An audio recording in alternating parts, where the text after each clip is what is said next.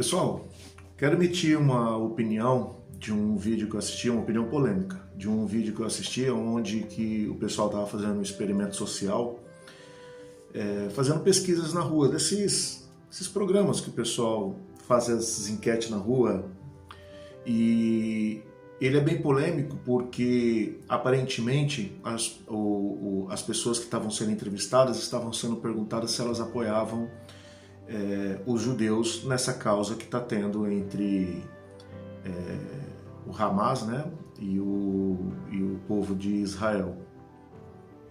E por incrível que pareça, a reação das pessoas na rua, elas foram totalmente diferentes daquelas que eu imaginava que seria. Eu acho que seria muito mais normal, eu acho que seria natural que as pessoas elas tivessem uma simpatia ou uma empatia mais pelo povo judeu, pela causa. Eu acho que isso seria natural, tendo em vista que eles estão combatendo um grupo terrorista. E para meu espanto, não foi isso que eu vi. Eu vou até tentar colocar esse vídeo para vocês acompanharem. E eu falo isso, sabe por quê? Eu sou de origem árabe. A minha família toda veio do Oriente Médio e eles vieram para o Brasil em busca de uma vida melhor. Quando eu falo de uma vida melhor, eles fugiram da guerra. Saíram do Oriente Médio por motivos de guerras, de invasões e de intolerância. A minha infância toda, acredite vocês ou não, ela foi tratada ou foi passada, uns falam que é bullying, outros iriam falar que é racismo, mas por preconceitos. A gente, quando criança, principalmente nessa época mais passada, a gente não identificava, não se apegava muito nessas coisas de preconceito racial ou até mesmo do bullying. Mas eu passei praticamente a infância, a adolescência sendo chacota, motivo de piadas. Bastava eu falar meu nome que as pessoas perguntavam se eu ia explodir em algum lugar, se eu estava carregando bomba.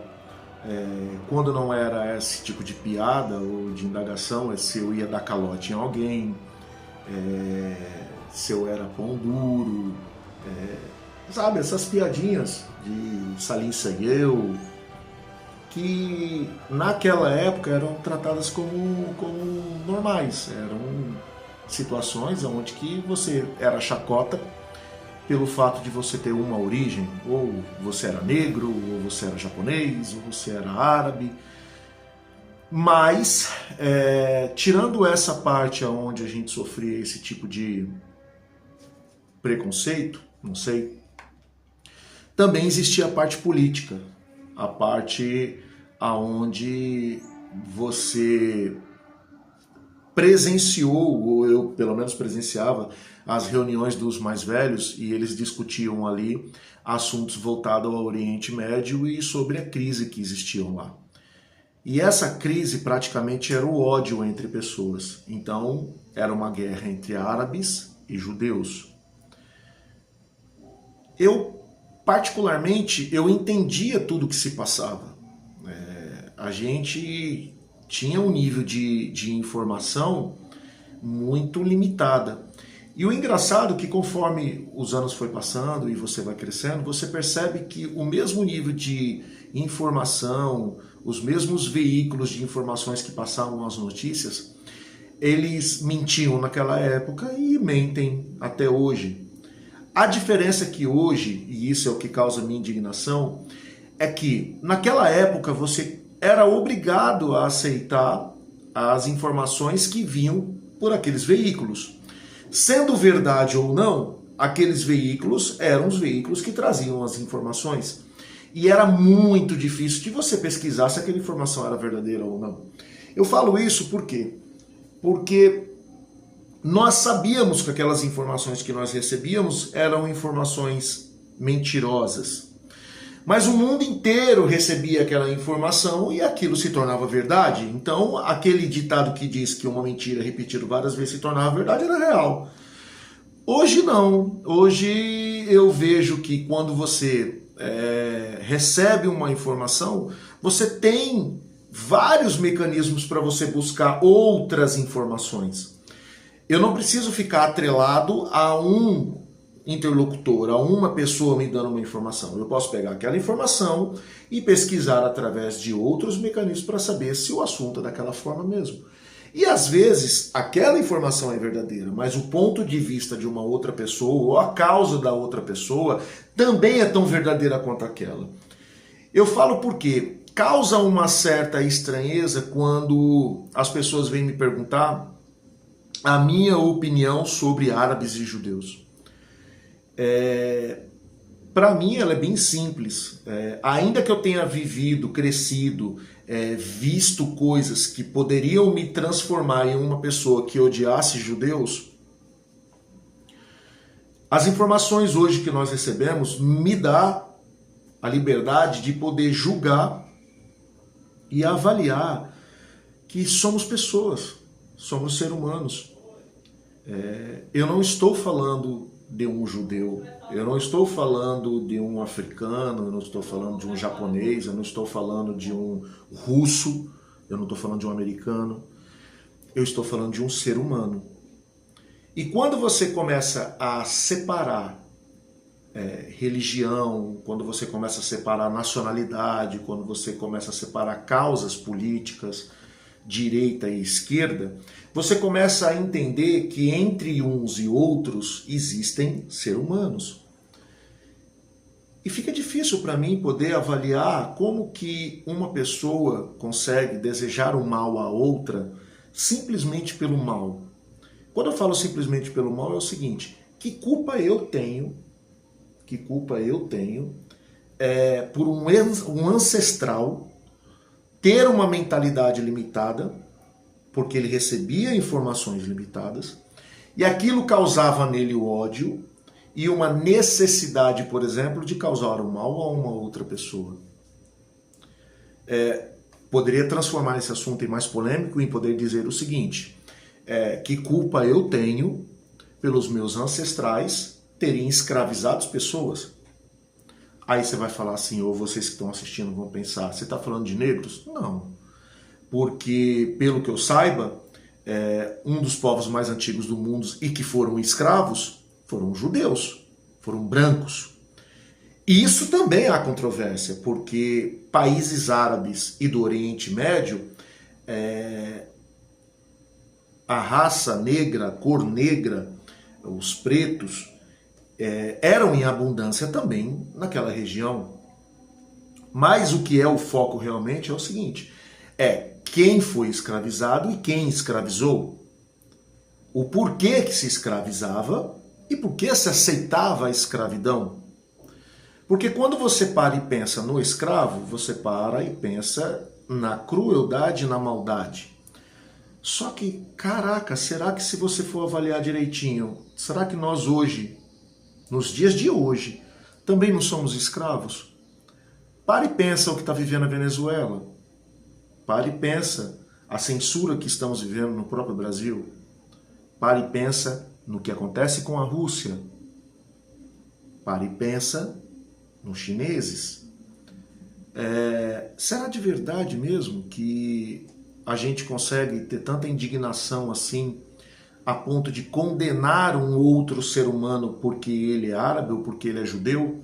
Será que a gente não consegue ter a inteligência suficiente para poder buscar informação e tentar entender que aquele grupo terrorista, ele não está defendendo uma causa, ele não está defendendo os árabes, eles não estão defendendo aquelas pessoas daquela região, eles estão defendendo uma causa política, eles não estão sequer defendendo uma visão religiosa, até porque quem conhece o Islã sabe muito bem que isso daí é totalmente condenável. E aí você pega, por exemplo, pessoas que nunca viveram isso, brasileiros, por exemplo, que conseguem defender um grupo terrorista contra um povo, porque ele acredita em uma ideologia que sequer tem a ver com essa briga. Você ser capitalista, ou você ser comunista, ou você ser socialista, o que isso implica em um ser humano ter o direito de viver ou de um ser humano ter o direito de tirar a vida de outro.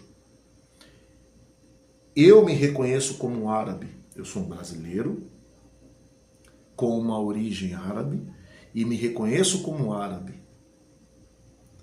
Mas eu fui criado, por exemplo, no Brás, que é um bairro lá de São Paulo, que na época ele era muito tradicional por ter as duas culturas, os árabes e os judeus. E todos eles viviam em harmonia. Eu vivia em harmonia entre eles. Aí eu pergunto para vocês, por que de repente do nada, em 2024, nós temos pessoas capazes de xingar as outras, de querer agredir as outras, simplesmente porque elas são de uma origem? Só que se você pegar e fazer isso daí com alguém que tenha a cor preta, você é racista. Só que se alguém me chamar de turco, se alguém me chamar de homem-bomba, se alguém me chamar de mercenário, caloteiro, terrorista, isso não é racismo. É engraçado, né? Falta, na verdade, gente, mecanismos para que vocês possam buscar mais informações e tentar identificar dentro do estudo, da sabedoria, o que cada coisa é cada coisa. Mas o que a gente mais vê é o seguinte: vocês têm acesso às informações, vocês têm acesso à cultura, só que tudo que a gente consegue fazer é ficar assistindo opiniões políticas de terceiros, tiktokers ridículos fazendo palhaçada no meio da rua, grupos de pessoas que denigrem a imagem de mulheres, mulheres que se autodenigrem e aí buscam, por exemplo, respeito ou igualdade. Só que no fundo, quanto mais tecnologia, quanto mais se avança, quanto mais acesso você tem à informação mesmo, a gente busca. E aí você encontra esse tipo de coisa que está nesse vídeo que eu assisti. Pessoas querendo agredir pessoas por uma causa que nem sequer é delas. E quando você vai buscar realmente a causa, é algo ridículo, é algo patético. Não existe um motivo, não existe uma lógica. Porque se você tem um país igual ao Brasil, com 220 milhões de pessoas, aonde se vivem negros, brancos, indígenas, japoneses, árabes, russos, americanos, italianos, portugueses, e todo mundo vive bem. Todo mundo vive bem. Aqui na verdade é o seguinte: todo mundo vive bem, todo mundo vive mal, porque o nosso maior inimigo aqui, por incrível que pareça, é a segurança pública. E aí eles não têm cor ou raça. Se tiver que te assaltar, vai assaltar se você for branco, preto, japonês, chinês, não importa. E aí você para e pensa: eu estou preocupado com uma causa onde eu moro em um país que todos os seres humanos vivem juntos, sendo crentes, cristãos, muçulmanos, judeus, sem religião. E, cara, você é a favor de um mundo apátrida? Eu acho que seria legal. Eu acho que seria legal você ter o direito de ir para qualquer país que você quisesse, de você misturar os povos. Lógico que isso causaria um caos, porque a maioria das pessoas buscariam, por exemplo, um país onde o governo fosse mais justo. Mas aí eu pergunto para você: por que você não luta para que o seu país tenha um governo mais justo? Por que você não luta para que você tenha um país onde te ofereça uma condição tão boa quanto aquele outro? E aí você cai novamente naquele ciclo. Poxa, eu vou brigar pela causa do outro, não pela minha. É complicado.